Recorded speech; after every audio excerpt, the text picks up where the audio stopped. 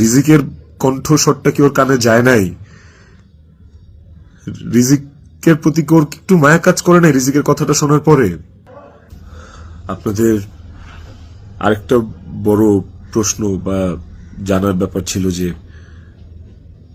ইকরার মৃত্যুর আগে ওর ভিডিও কলে ও এমন কি দেখছে বা আমি এমন কি বলছি ভিডিও কলে যে কারণে ও বাধ্য হয়েছে সুইসাইড করতে। আপনাদেরকে যে স্ক্রিনশটটা দিব ওই স্ক্রিনশটটাতে আপনি নিচে গেলে দেখতে পারবেন যে একটা কনভারসেশনের পরে ওর সাথে আমার একটা 22 সেকেন্ডের ভিডিও কল। ওই ওই 22 সেকেন্ডের ভিডিও কলটার বিষয় বলি। ও আমাকে কল দিচ্ছে, আমি ফোনটা ধরছি, ধরার পর ও আমাকে বলছে যে আমার শেষবারের মতো দেখে না, আমার আর জীবনে কোনোদিন দেখবি না।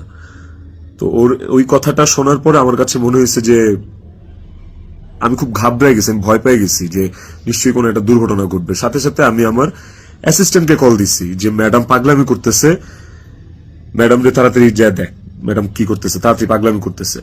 ওই অ্যাসিস্ট্যান্টের সাথে কথা বলার সময় আমার ফোনে ওই কথা বলা অবস্থাতে আরেকটা ভিডিও কল আসছে। অ্যাসিস্ট্যান্টকে আমি হোয়াটসঅ্যাপে কথা বলতেছিলাম, মেসেঞ্জার আমার কলটা ভিডিও কলটা আবার আসছে টিকটার থেকে। তো অ্যাসিস্ট্যান্টের সাথে কথা বলতে বলতে ওই কলটা রিসিভ করতে পারি নাই। অ্যাসিস্ট্যান্ট ততক্ষণে ম্যাডামের ওখানে গেছে, আর আমার কলটা যেহেতু আমি ধরতে পারি নাই, তারপর আমি অ্যাসিস্ট্যান্টের সাথে কথা শেষে আমি নিজে কল ব্যাক করছি।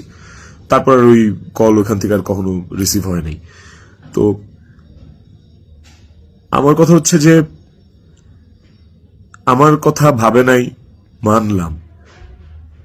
আমার ছেলেটা রিজিক পর্যন্ত যে ওকে গেটে ধাক্কা দিচ্ছে, নক করছে, বলছে যে মা দরজা খুলো, মা